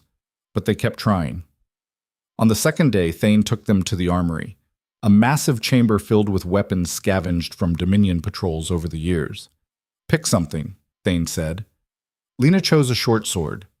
Light enough for her to handle, sharp enough to do damage. Rowan chose a staff. He couldn't speak, but he could fight at range. "Not bad," Thane said. "Now let's see if you can actually use them." She attacked. Lena barely got her sword up in time. Thane's blade crashed against hers, driving her back. "Weak," Thane said. Again. They sparred for an hour. Lena lost count of how many times she hit the ground. But she got up. Every time. By the end, she could hold her own for almost 30 seconds before Thane disarmed her. "Better," Thane said grudgingly. "You might survive after all." That night, Lena collapsed onto her bedroll, every muscle screaming. Rowan sat beside her, his hands moving slowly. "You're getting stronger. I'm getting killed slower. There's a difference." "You're not giving up." "Would it matter if I did?" "Yes." Lena looked at him. "Why?" "Because you're the reason I'm still alive. If you give up, I have no reason to keep fighting." Lena's chest tightened. "That's a lot of pressure." Rowan smiled. It was small, but real. "You can handle it." Lena wanted to believe him. Patsab. The raid happened on the 3rd day. 20 fighters, including Lena and Rowan. They left Ironhold before dawn, moving through the tunnels to an exit point high in the mountains. From there, they hiked down to the pass where the caravan would come through. Kael laid out the plan. "The caravan has 12 guards. We outnumber them, but they're trained soldiers. We hit them fast and hard. Take the supplies. No prisoners." "What about casualties?" someone asked. "Acceptable losses." Lena's stomach turned. They took their positions among the rocks, waiting. An hour passed. then 2. Finally, the sound of wagon wheels on stone. The caravan came into view. 6 wagons, soldiers marching alongside them, all wearing the Silver Fang crest. Lena's hands were shaking. She gripped her sword tighter. Beside her, Rowan was perfectly still, focused. Kael raised her hand, waited, dropped it. Chaos erupted. Ironhold fighters poured from the rocks, screaming. Arrows flew. Steel clashed against steel. Lena ran down the slope, her heart in her throat. A soldier turned toward her. Young. Maybe 18. He raised his sword. Lena didn't think. She just moved. Her blade caught him in the side. He went down with a scream. Lena stared at him, horrified. She'd just killed someone. "Move!" Thane roared. Lena stumbled forward. Around her, people were fighting and dying. Blood splattered the rocks. She saw Rowan ahead, his staff a blur as he fought 2 soldiers at once. One of them went down. The other lunged. Rowan dodged, barely. Lena ran toward them, but she was too far away. The soldier's blade arced toward Rowan's throat, and then an arrow sprouted from his chest. He dropped. Lena whirled. Thane stood on the rocks above, lowering her bow. "I had him," Rowan signed furiously. "You're welcome, Thane called back. The fight was over in minutes. 12 Dominion soldiers, all dead. 3 Ironhold fighters, also dead. Lena stood in the middle of the carnage, trying not to be sick. "Strip the bodies, Kael ordered. "Take everything useful. We move in 5 minutes." Lena forced herself to help. She found coins, rations, a flask of something that smelled like medicine. And on one of the wagons, hidden under sacks of grain, she found something else. A chest. Locked. "Thane!" Lena called. Thane came over and broke the lock with her knife. Inside were documents, official seals, letters stamped with the Vex family crest. Lena's hands trembled as she read. Orders, deployment schedules, patrol routes, and at the bottom, a letter addressed to High Chancellor Vex. Lena read it once, then again. Her blood turned to ice. "What is it?" Thane asked. Lena looked up. "They know where Ironhold is." Silence. "What?" Kael strode over, snatching the letter from Lena's hands. Her face went white. "They're coming," Kael said quietly. 2 days. A full battalion. "We need to evacuate," Thane said. "There's nowhere to evacuate to. Ironhold is all we have. Then we fight. Against a battalion? We'll be slaughtered." Lena's mind raced. 2 days. 1,000 people in Ironhold. Children, elders, people who couldn't fight. They'd be wiped out, unless... "We don't have to fight them," Lena said. Everyone turned to look at her. "We run," she continued, "but not away. We go to the capital. We take this..." She held up the journal Rowan had given her. "And we expose the Vex family. We force the king to see the truth." "That's insane," Kael said. "It's our only chance. The Dominion wants us. Fine. We give ourselves to them, but not as prisoners, as accusers. They'll kill you on sight. Maybe. But if we can get to the king first, if we can show him what his High Chancellor has done, it won't work." "It might," Rowan signed. Lena translated. "My father isn't a monster. He's just blind. If we can make him see..." "He'll have you executed," Kael said flatly. "Or he'll listen," Lena shot back. "Either way, it buys Ironhold time. The battalion won't attack if the prince and I surrender ourselves first." The council members looked at each other. "It's suicide," one of them said. "It's a chance," another countered. Kael closed her eyes. "When would you leave?" "Tonight. We can reach the capital in a day and a half if we push hard." "And if it doesn't work? Then Ironhold evacuates while the Dominion is focused on us." Kael was quiet for a long moment. Then she nodded. "You have 12 hours to prepare. After that, you're on your own." They left Ironhold as the sun was setting, just the 2 of them. No weapons, no armor, prisoners returning home. Thane walked them to the tunnel entrance. "You're either heroes or idiots," she said. "Probably both," Lena replied. Thane pulled her into a brief, fierce hug. "Don't die." "We'll try." Rowan and Thane exchanged a nod, warriors acknowledging each other. And then they were gone, into the mountains, toward the capital, toward certain death or impossible salvation. They walked through the night, neither speaking, both lost in thought. As dawn broke over the mountains, Lena saw the capital in the distance, the palace rising like a white knife against the sky. "Last chance to turn back," she said. Rowan took her hand. "Together." "Together," Lena agreed. They walked toward the gates, and into the jaws of the beast. The city gates loomed before them, iron and stone and the weight of 1,000 years of power. Guards stood at attention, their armor gleaming in the morning sun. Lena's heart hammered against her ribs. Every instinct screamed at her to run. But she kept walking. Rowan's hand tightened around hers. His face was pale but set with determination. 50 feet from the gate, the guard spotted them. "Halt!" Lena stopped, raised her hand slowly. "We're here to surrender," she called out. "My name is Lena Vale. This is Prince Rowan Thorne. We're turning ourselves in." The guard stared. Then chaos erupted. Whistles blew. More soldiers poured from the gatehouse. Within seconds, they were surrounded by 24 armed men, all with weapons drawn. A captain pushed through the crowd. His eyes went wide when he saw Rowan. "Your Highness!" Rowan's hands moved. The captain didn't understand. "He can't speak," Lena said quietly. "But he's here of his own will. We both are." "You're under arrest," the captain said, recovering. "Both of you, by order of the High Chancellor." "We're not resisting." "Bind them." Rough hands grabbed Lena, wrenching her arms behind her back. Rope bit into her wrists. Beside her, Rowan received the same treatment, though the soldiers were more careful with him. A prince was still a prince, even a traitorous one. They were marched through the gates. Through streets Lena had scrubbed and swept 100 times, past shops and homes and people who stopped to stare.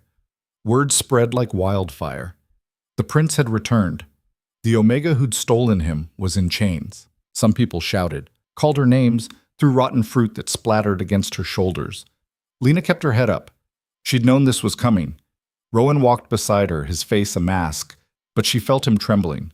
The palace rose before them, white and terrible and beautiful.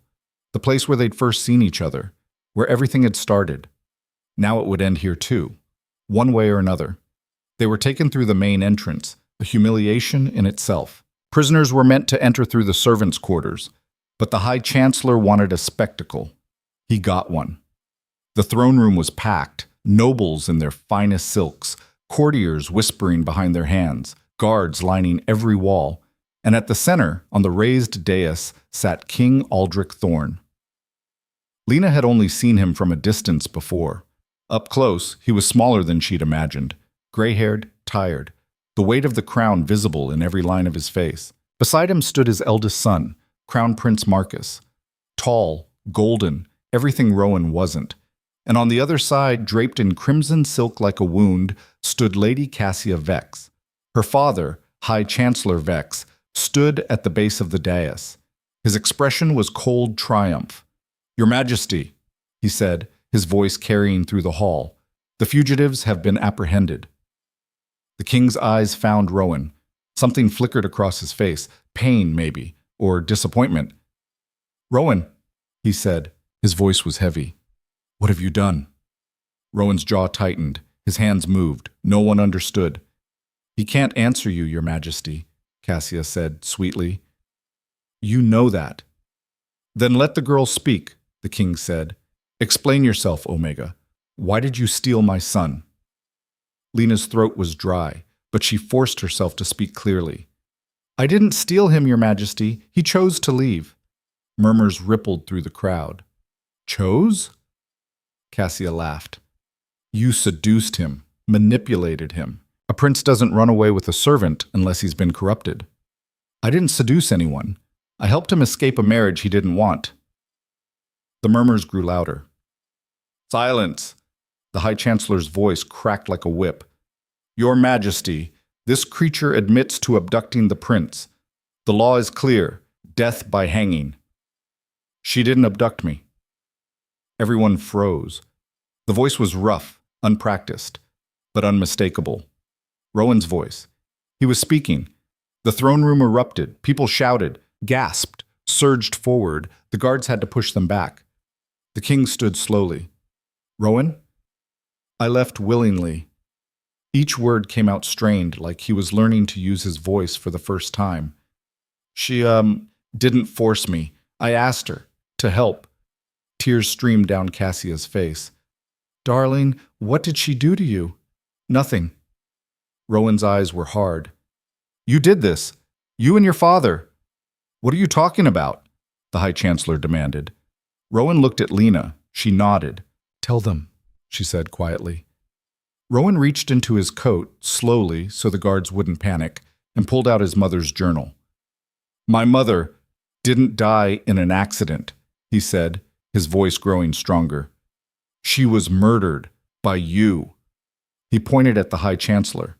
The room exploded. The High Chancellor's face went purple. How dare you? She knew. Rowan held up the journal. About the embezzlement. The treasury funds you've been stealing for years. She had proof. And you killed her for it. This is ridiculous, the High Chancellor sputtered. Your Majesty, the boy is clearly delusional. Let him speak, the king said. His voice was quiet, dangerous.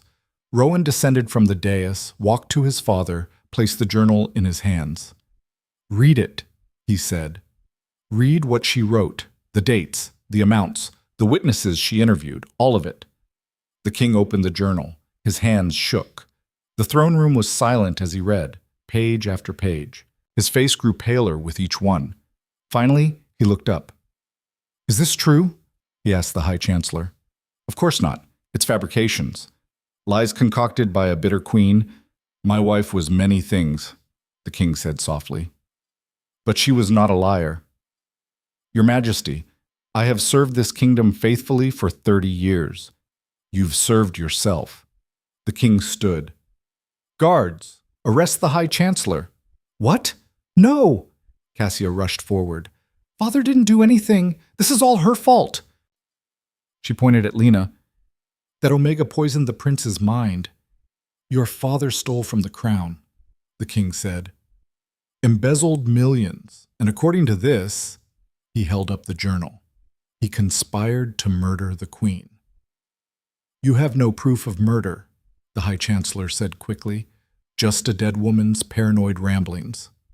Then explain this. A new voice. From the back of the hall. Everyone turned. An old woman stepped forward. Lena recognized her immediately.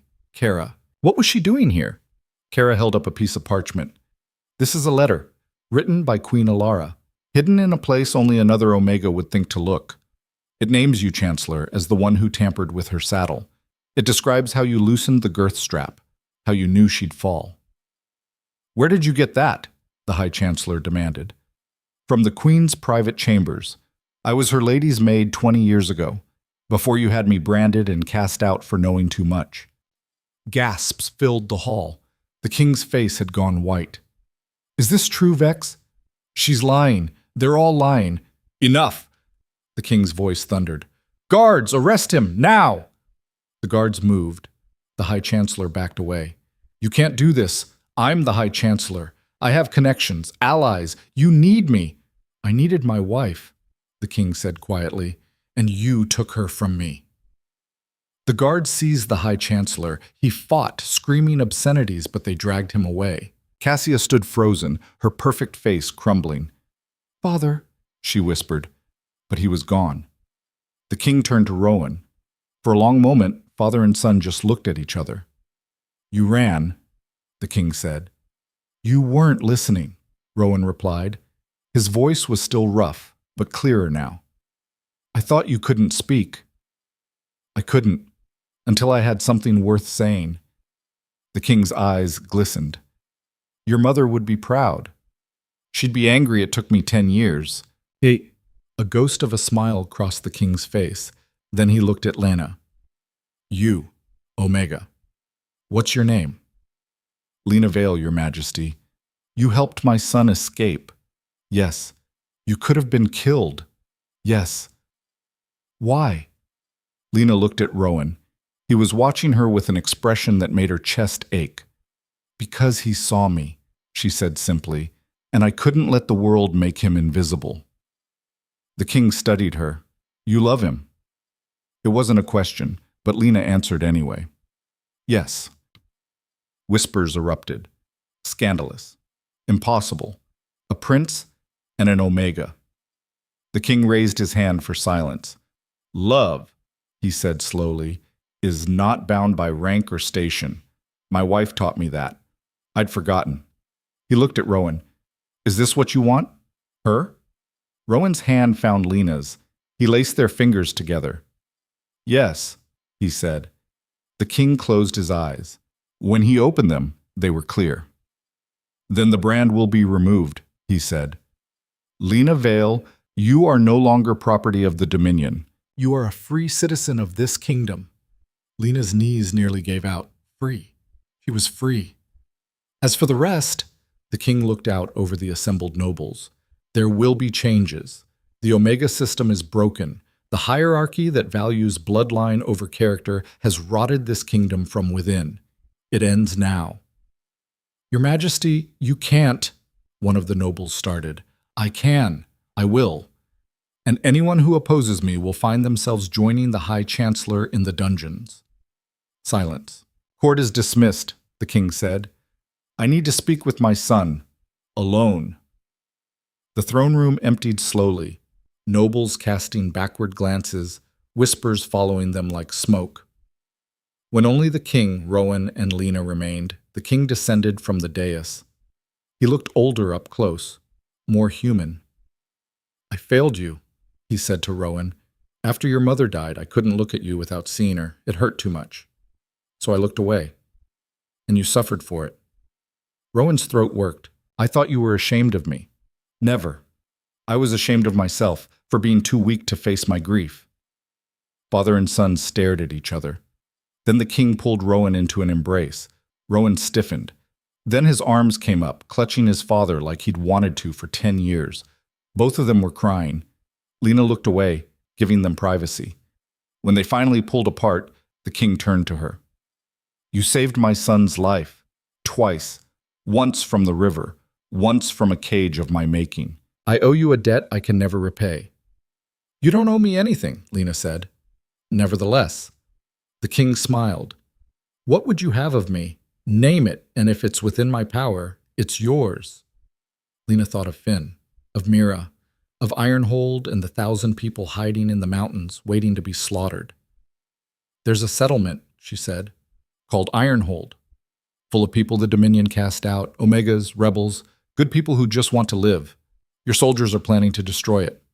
The king's expression hardened. Vex is doing? Yes. Then the order is rescinded. Ironhold will be left in peace. And the people there, they need supplies, medicine, food. Winter's coming. They'll have it. And the Omega camps, the labor prisons, they need to be shut down. The king nodded slowly. It will take time. The system is entrenched. But yes, they'll be dismantled.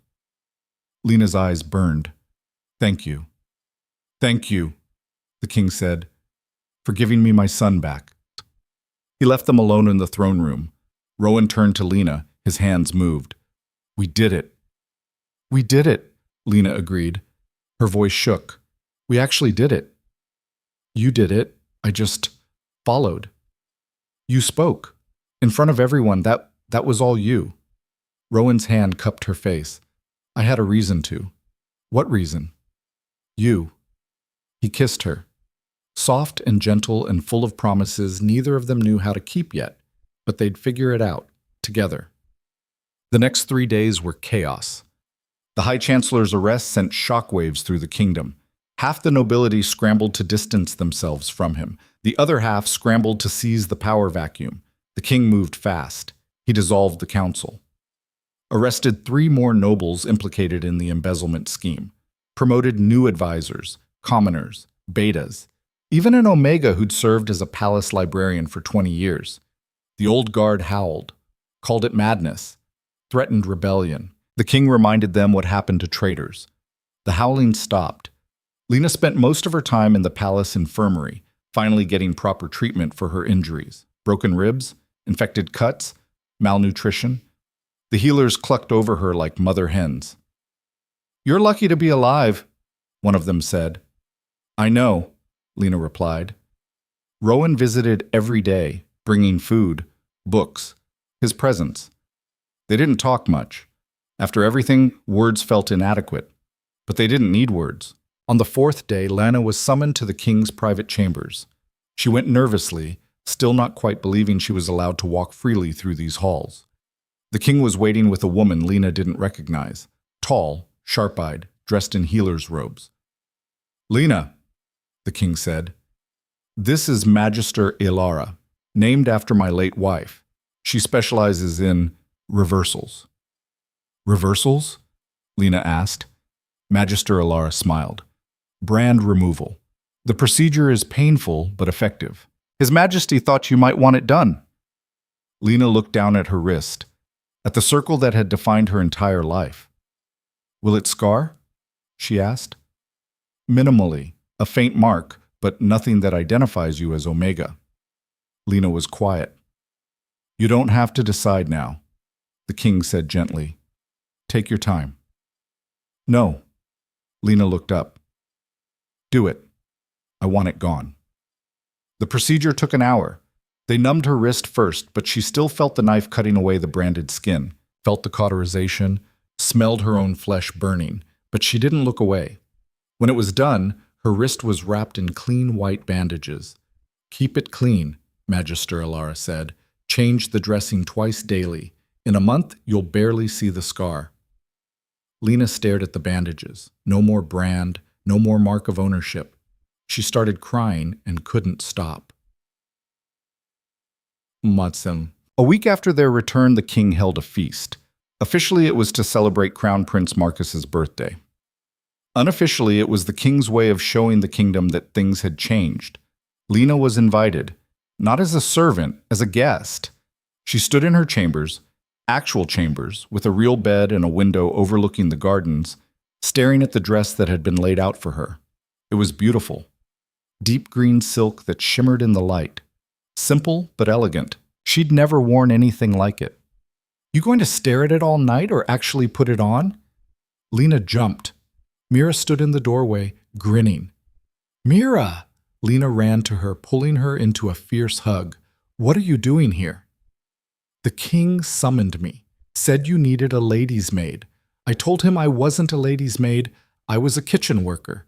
He said, tough, you're promoted. Lena laughed through tears. I missed you. Missed you too, you crazy girl. Mira held her at arm's length. Now let me look at you. They treating you right? Better than right. How's Finn? Healthy. The medicine worked. He's been asking about his hero sister nonstop. Lena's throat tightened. I'm not a hero. You jumped off a cliff, exposed a conspiracy, and changed the kingdom. You're a hero whether you like it or not. Mira helped her into the dress. It fit perfectly. How do I look? Lena asked nervously. Like someone who belongs in this palace. I don't belong here. Maybe not yet, but you will. The feast was overwhelming. Hundreds of nobles, musicians, dancers, tables laden with food Lena had once only seen from a distance. She stood at the edge of the hall, trying not to panic. You came. She turned. Rowan stood beside her, dressed in formal black. He looked uncomfortable but determined. Did you think I wouldn't? Lena asked. I hoped, but I know this isn't easy for you. It's terrifying. Rowan offered his hand. Then be terrified with me. Lena took it. They entered the hall together. Conversation stopped. Heads turned. The whispering started immediately, but Rowan kept walking and Lena kept pace beside him. The king saw them and smiled. He raised his glass.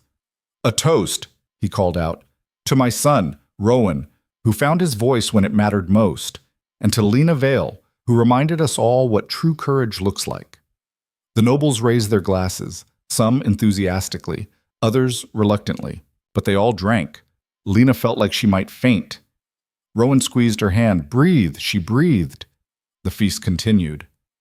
Lena mostly stood in corners, overwhelmed by the noise and the people and the sheer impossibility of her situation. But then someone approached. Crown Prince Marcus. Lena's instinct was to bow. She caught herself. Relax, Marcus said. He had his father's eyes, but his mother's smile. I don't bite. Your Highness, Marcus, please, we're practically family now. Lena blinked. What? Marcus glanced at Rowan, who was talking with his father across the room. My brother doesn't look at many people the way he looks at you, and he certainly doesn't speak for them. I didn't do anything. You did everything. You gave him a reason to fight back. That's more than the rest of us managed in 10 years. Marcus's expression grew serious. Thank you for bringing him home. He brought himself home, Lena said. I just walked beside him. Marcus smiled. That's all any of us can do, I suppose. Walk beside the people we love and hope we don't fall. Sasha say asalvan. He bowed, actually bowed to her, and walked away. Lena stared after him. Did the crown prince just bow to me? She asked when Rowan returned. Apparently. This is insane. Yes. I don't know how to do this, how to be, whatever I'm supposed to be now. Rowan turned her to face him. His hands moved carefully. You don't have to be anything except yourself. That's all I've ever wanted. What if myself isn't enough? It's everything. The music changed, a waltz began. Couples moved onto the dance floor. Rowan held out his hand. I don't know how to dance, Lena said. Neither do I. We'll learn together. He led her onto the floor. They stumbled through the steps, completely out of sync with everyone else. But they were together, and for the first time in either of their lives, that was enough. Oh. Late that night, Lena stood on the balcony of her chambers, looking out at the city. Somewhere out there, Ironhold was receiving its first shipment of supplies. Omega camps were being shut down. A kingdom was changing. It wasn't perfect, it wasn't fixed, but it was better. Trouble sleeping? She turned. The king stood in the doorway. Your Majesty, I'm sorry, I didn't hear you. It's late. Formality seems excessive. He stepped onto the balcony. May I join you? Of course. They stood in silence for a moment. Do you know what my wife used to say? The king asked. She said the measure of a kingdom isn't its wealth or its armies. It's how it treats the people everyone else forgets. She was wise. She was, and I ignored her wisdom for too long. He looked at Lena. You remind me of her, that same stubborn refusal to accept injustice. I'm nothing like a queen. No, you're something better. You're someone who fights for others even when no one's fighting for you. The king pulled something from his pocket, a small velvet box. This was hers. I want you to have it. He opened the box. Inside was a ring, simple silver with a small blue stone. I can't accept this, Lena said. You can. You will. Consider it payment for bringing my family back together. Lena's hand shook as she took the ring. It fit perfectly on her right hand. Thank you, she whispered. No, thank you. The king smiled. My son intends to marry you, you know. Lena's head snapped up. What? He hasn't asked yet, but he will. And when he does, I want you to know you have my blessing. But you were an Omega. Now you're the woman my son loves, and the woman who saved this kingdom from itself. That's all that matters. The king left her alone with the ring and the impossible future it represented. Lena looked down at it, at the way it caught the moonlight. She thought about Rowan, about the journey they'd taken, about the cliff they'd jumped from, and the life they'd landed in. It wasn't the ending she'd imagined. It was better, because they'd earned it, together. The word echoed in Lena's mind as she twisted the ring on her finger. She stood on the balcony until the sky began to lighten, until the city below started to wake. She didn't feel like a hero. She felt like someone who'd gotten lucky, someone who'd made 1,000 mistakes and somehow survived them. But maybe that was enough. Maybe survival was its own kind of victory. The trial of High Chancellor Vex began 3 weeks later. The king wanted it public, transparent, a message that no one, not even the most powerful, was above the law. They held it in the great courtyard where thousands could watch. Lena stood with Rowan in the royal box, looking down at the man who'd ordered the massacre at the settlement, who'd killed a queen, who'd built an empire on the backs of people he considered worthless. He looked smaller now, stripped of his robes and his title, just a man in chains. But his eyes were still venomous. The charges were red: embezzlement, murder, conspiracy, high treason. The evidence was overwhelming. The journal, Kara's testimony, financial records that had been hidden in the Vex estate. The High Chancellor's defense was simple: deny everything. Lies, he said when given the chance to speak. Fabrications by enemies of the crown. That Omega girl seduced the prince, poisoned his mind, and now she's poisoning the entire kingdom. He pointed at Lena. Look at her, sitting in the royal box like she belongs there, an Omega property, and you're letting her destroy everything we've built. Murmurs ran through the crowd, some approving, others disgusted. The king stood. The only thing being destroyed, he said quietly, is a system that valued gold over lives, that treated people as property. That allowed men like you to murder with impunity. You're weak, Vex spat. Your wife made you weak, and now this Omega is doing the same to your son. When I'm acquitted, and I will be, I'll make sure everyone remembers what happens when kings forget their place. You won't be acquitted, the king said. The evidence is irrefutable. Evidence can be fabricated. Witnesses can be bought. You have nothing that will stand up to real scrutiny. Kara stood from her seat in the crowd. You killed the queen because she discovered you'd stolen 3 million gold crowns from the treasury over 15 years. You used that money to buy loyalty, to bribe officials, to build a network of corruption so deep it touched every corner of this kingdom. Prove it. I can. A new voice. From the entrance to the courtyard, a man walked forward, old, dignified, wearing the robes of the royal treasurer. Lord Harrow, the king said, surprised. You retired 5 years ago. I did, because the High Chancellor forced me out when I started asking questions. Harrow held up a ledger. This is my personal record of every suspicious transaction that crossed my desk, every request for funds that didn't match official documentation, every time money disappeared and reappeared in places it shouldn't have been. He opened the ledger. 3 million gold crowns, exactly as the Queen documented, stolen over 15 years, used to buy silence, loyalty, and power. Vex's face went white. You kept records? He whispered. I'm a treasurer, Harrow said mildly. It's what I do. The crowd erupted. The king let them talk, let the shock and anger build. Then he raised his hand for silence. High Chancellor Vex, he said, you are found guilty of all charges. The sentence is death by execution, to be carried out at dawn 3 days hence. Vex lunged forward, chains rattling. Guards seized him. This isn't over, he screamed. The Omega will destroy you. She'll destroy everything. You're fools, all of you. They dragged him away, still screaming. Lena felt nothing, no satisfaction, no triumph, just exhaustion. Beside her, Rowan's hand found hers. It's done, he signed. Is it? Lena asked quietly. Rowan looked at her. His expression was troubled, because they both knew the truth. Vex was one man, but the system he'd exploited was still there. The prejudices, the hierarchies, the belief that some people mattered more than others. Removing one corrupt official didn't fix that. It was just a start. Lady Cassia Vex left the capital the day after her father's conviction. She didn't say goodbye, didn't make a scene, just disappeared in the night, taking what remained of her family's wealth. Lena thought she'd feel relief. Instead, she felt pity. Cassia had been raised in a cage too, just a prettier one. Do you think she'll come back? Lena asked Rowan as they walked through the palace gardens. He shook his head. She has nothing to come back to. She has her life. Does she? Everything she was taught to value is gone. Her father, her status, her power. Maybe she'll find something better. Rowan smiled slightly. Always the optimist. Someone has to be.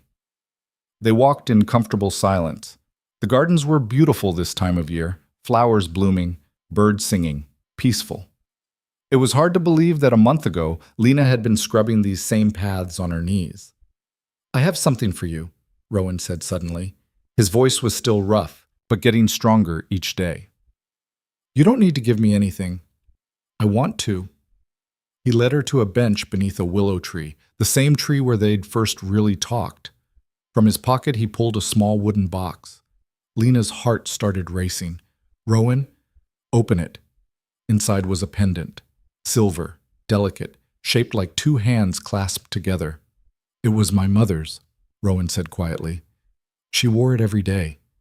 My father gave it to her when they were courting. He said it represented partnership, two people choosing to hold on to each other." Lena's eyes burned. "I can't take this." "You can. She would have wanted you to have it. You never even met her." "No, but I know her through you, through her journals, through the way my father talks about her." Rowan took the pendant from the box. "She fought for people who couldn't fight for themselves. Just like you." He fastened it around Lena's neck. The metal was cool against her skin. "Thank you," she whispered. Rowan cupped her face. "Marry me." Lena's breath caught. "What?" "Marry me.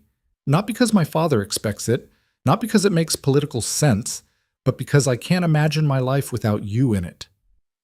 "Rowan, I was an Omega. People will talk no matter what we do. Let them. I don't care what they think." His hands moved as he spoke, signing and speaking simultaneously. "I care what you think. Do you love me?" "Yes," Lena said immediately. "Then marry me." "It's too fast. We barely know each other. I know you jumped off a cliff for me. I know you held me when I was dying. I know you stood in front of my father and the entire court and refused to back down. I know everything that matters." Lena's hands were shaking. "This is insane." "Yes. People will say I'm using you, that I seduced you for status. Let them. Your brother will think I'm a gold digger. Marcus already likes you better than he likes me. The nobles will—" Rowan kissed her, hard and desperate and full of everything he couldn't say. When they pulled apart, Lena was crying. "Is that a yes?" Rowan asked. Lena laughed through her tears. "You're impossible." "That's not an answer." "Yes," she said. "Yes, I'll marry you." Rowan pulled her into his arms. He was shaking too. They stayed like that for a long time.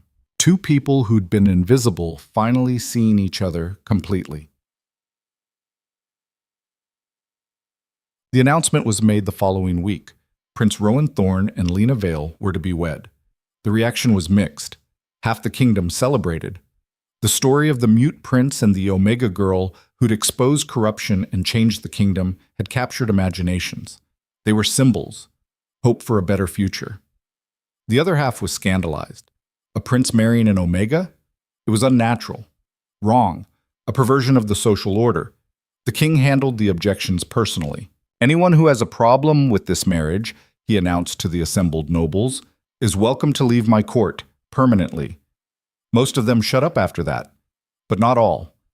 3 nobles resigned their positions in protest. 2 others tried to organize a petition. The king stripped them of their titles and lands. "I'm tired," he told Rowan and Lena over dinner one night. "Tired of cowards who hide behind tradition to justify cruelty. If they can't adapt to a changing world, they can leave it." "You're making enemies," Marcus said carefully. "I've always had enemies. At least now I know who they are." Lena pushed food around her plate. She'd barely eaten. "What's wrong?" Rowan asked quietly. "I don't want to be the reason people lose everything." "They're not losing anything," the king said.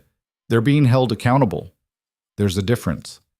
But if you hadn't been brave enough to speak truth to power, my wife's murder would still be unsolved. The kingdom would still be rotting from within, and my son would be locked in a marriage that would have destroyed him." The king's expression softened. "You didn't cause this upheaval, Lena. You revealed it. Don't apologize for that." Lena wanted to believe him, but guilt was a hard thing to shake. The wedding was scheduled for the first day of spring, 3 months away. Lena spent that time learning how to be something other than a servant. It was harder than she'd expected. The etiquette lessons were torture. Which fork to use, how to curtsy, when to speak, and when to stay silent. Lena hated all of it. "Why do I need to know 18 different ways to fold a napkin?" she complained to Mira one afternoon. Because you're going to be a princess. Princesses know these things. That's the stupidest thing I've ever heard. Mira grinned. Welcome to nobility.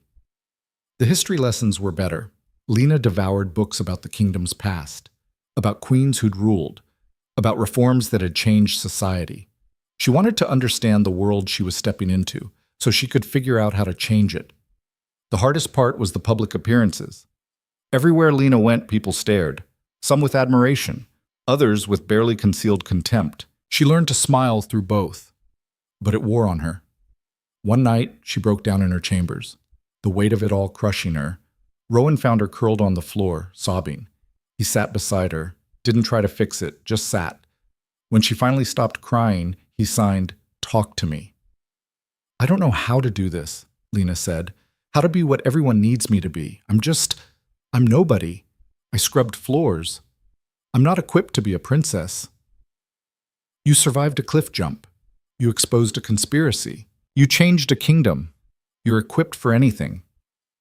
"That was different. That was survival. This is also survival, just a different kind." "I'm so tired, Rowan." "I know. What if I mess this up? What if I say the wrong thing or do the wrong thing and everything falls apart?" "Then we'll fix it. Together." Lena looked at him, at the certainty in his eyes. "How are you so sure?" "Because I've watched you face impossible odds and refuse to break. If you can survive what we've been through, you can survive this. What if I don't want to just survive anymore? What if I want to actually live?" Rowan smiled. "Then we do that too." Spring came slowly.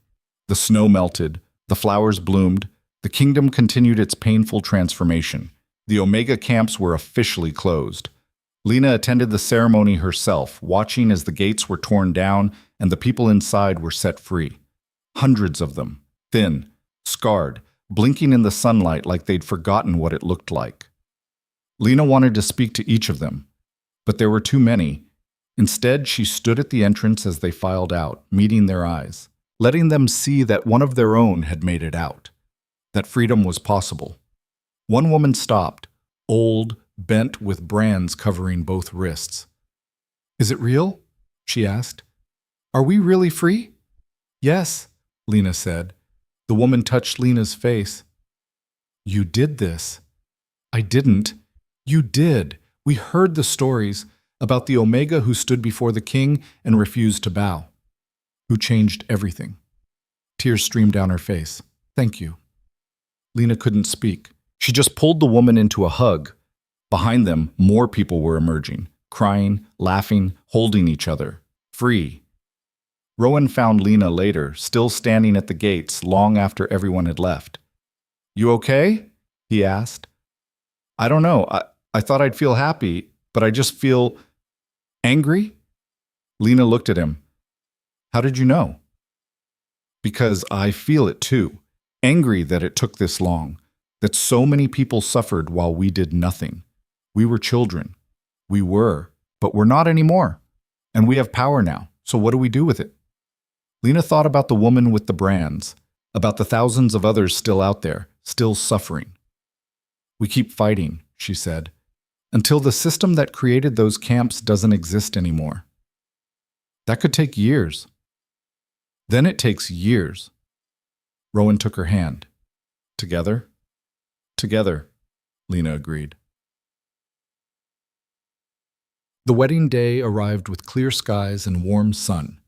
The ceremony was held in the palace gardens, beneath the willow tree where everything had started. Thousands attended. Nobles, commoners, former Omegas who'd traveled from across the kingdom to see one of their own marry a prince. Lena wore white silk, simple, elegant. The pendant Rowan had given her around her neck, she felt like she might throw up. Mira had to physically push her toward the aisle. "You can do this," Mira whispered. "Just don't trip. That's not helping. Walk, smile, don't cry, you'll be fine." Lena walked. The aisle stretched forever. Every eye on her. She focused on Rowan, standing at the end with his father and brother. He was smiling, nervous but happy. That helped. She reached him without tripping. Small victory. The king performed the ceremony himself. His voice was steady as he spoke about partnership, about choosing to see each other, about building something new together. Marriage, he said, is not about perfection. It's about showing up for each other every day, even when it's hard, especially when it's hard. He looked at Rowan and Lena. You two have already proven you can do that. Now you just have to keep doing it. The vows were simple. Rowan spoke his clearly. 3 months of practice had made his voice stronger. I promise to see you, always, no matter what. Lena's voice shook. I promise to stand beside you, through everything.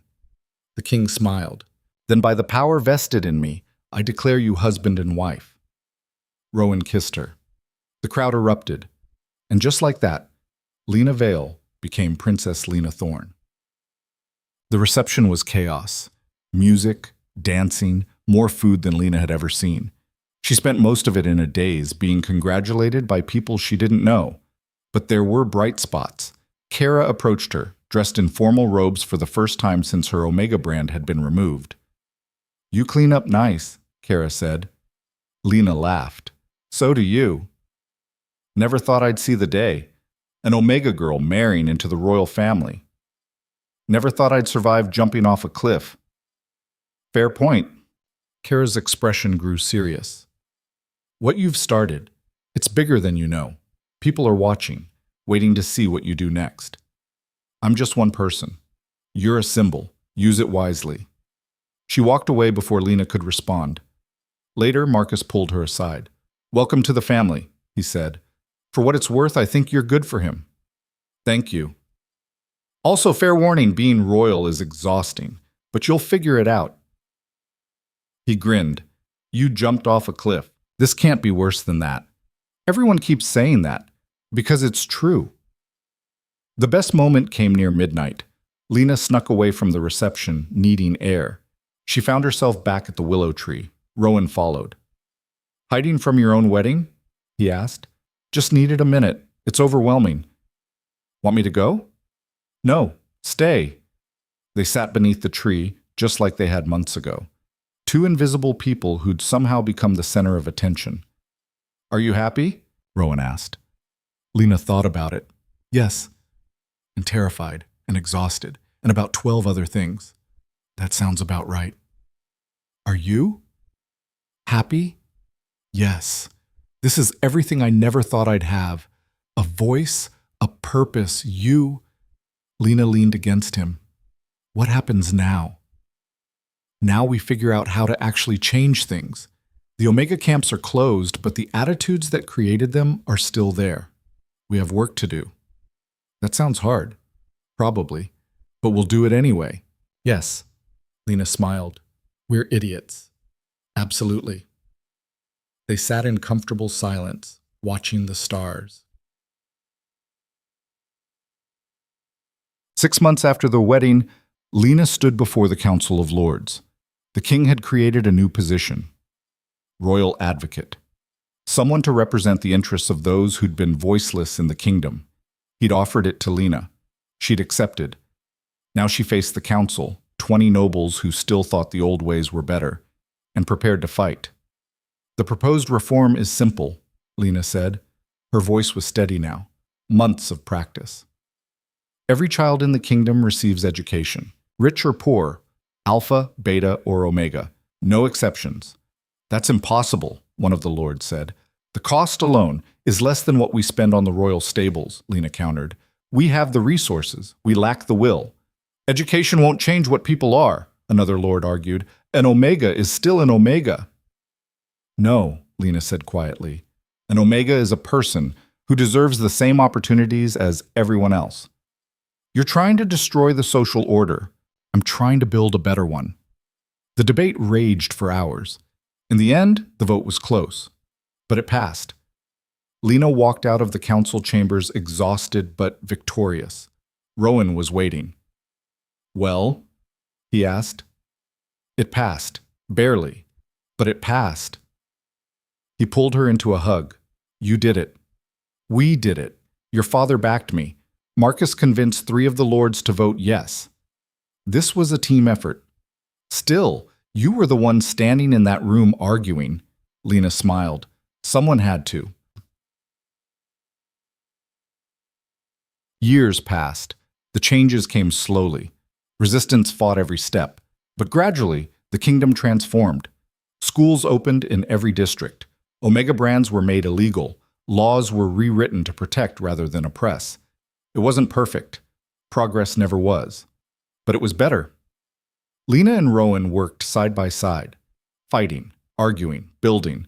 Some days were victories, others were crushing defeats. But they kept going. On their 5th anniversary, they returned to the willow tree. "Do you ever regret it?" Lena asked. "Jumping off that cliff?" Rowan was quiet for a moment. "No. Do you?" "Sometimes. When things get hard. When I think about how much simpler life would have been if we'd just stayed invisible. Simpler, but not better." "No, not better." Lena looked at him. "We were invisible. Now we're undeniable." "Is that good?" "I think so. We changed things, not everything, but enough that other people can keep changing them after we're gone." Rowan took her hand. "That's all we can do. Plant seeds and hope they grow." Very philosophical. "I've been reading." Lena laughed, then grew serious. "Do you think it was worth it? Everything we went through?" Rowan looked out at the gardens, at the palace where they'd first seen each other, at the kingdom they'd helped rebuild. "Yes," he said simply. "Every moment, every scar, all of it, because it led us here." "Where's here?" "Free. Together. Making a difference." Lena leaned her head on his shoulder. "I love you." "I know," Rowan said, then signed it too, just to be sure. "I love you too."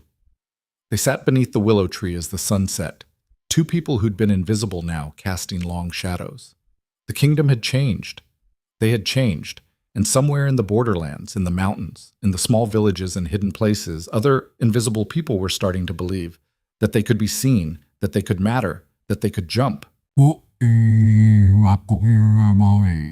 10 years after the wedding, Lena stood in front of the former Omega camp she'd helped close. It had been transformed into a school, the first of many. Hundreds of children attended, learning to read, to write, to believe in futures that had been unimaginable a decade ago. The dedication ceremony was small. Lena didn't want fanfare, just the children and their families. She cut the ribbon. The crowd applauded. An old woman approached, the same one from the camp closing all those years ago. "You remember me?" she asked. "Of course. My granddaughter attends here now. She's learning mathematics. Can you imagine? A girl with Omega blood learning mathematics." "I can," Lena said, "because she's not Omega blood. She's just a girl with a future." The woman smiled through tears. "Thank you for everything." After the ceremony, Lena walked through the school, peeked into classrooms, watched children absorbed in lessons. This was the victory. Not the wedding, not the title, not the power. This. Children who would grow up in a world that saw them. She found Rowan in the library reading to a group of kids. His voice was strong now, clear. He'd become a teacher in his spare time. He looked up when she entered, smiled. "How'd it go?" He signed over the children's heads. "Perfect," she signed back. That night they stood on the balcony of their chambers.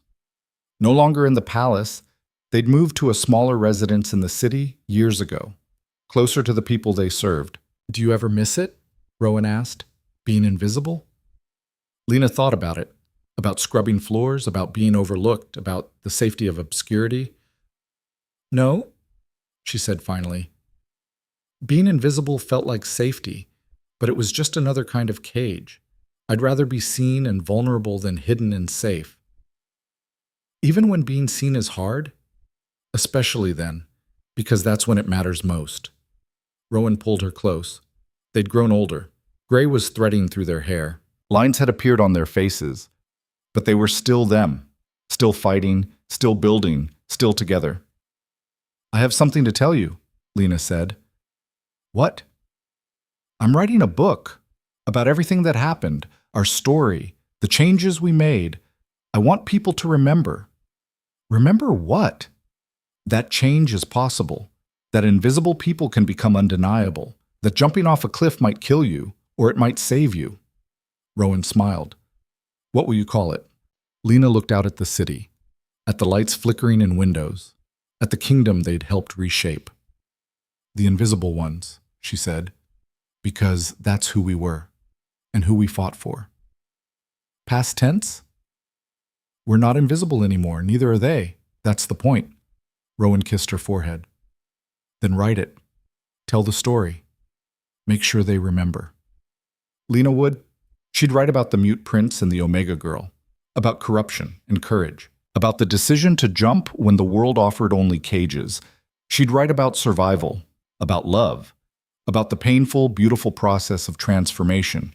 And maybe someone would read it and believe that they could jump too, that they could be seen, that they could change their world. Because in the end, that was the only truth that mattered. Two invisible people had refused to stay that way. And in doing so, they'd shown everyone else that invisibility was a choice, one they could unmake, together.